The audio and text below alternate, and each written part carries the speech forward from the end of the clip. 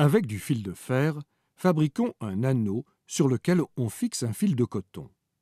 Le fil ne doit pas être tendu, mais au contraire pendre assez librement. Plongeons l'anneau dans de l'eau additionnée de produits vaisselle. Lorsqu'on le ressort, un film de savon apparaît de chaque côté du fil qui reste non tendu. Crevons alors l'une des surfaces savonneuses. Cette fois, le fil se tend en formant un arc de cercle. En effet, le film savonneux restant tire sur le fil pour pouvoir diminuer sa surface.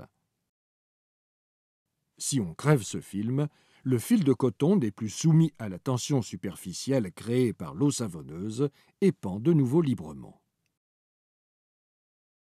Trempons maintenant un cadre réalisé avec du fil de fer, puis posons dessus un petit barreau cylindrique. Tant qu'il y a un film savonneux de chaque côté du barreau, celui-ci est en équilibre et reste immobile. Mais dès que l'un des films est supprimé, l'équilibre est rompu et le barreau roule rapidement du côté opposé.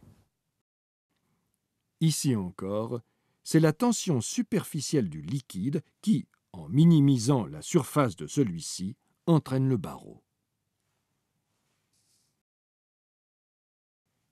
Réalisons enfin, toujours avec du fil de fer, une structure en forme de tétraèdre régulier et trempons-la dans le récipient d'eau savonneuse.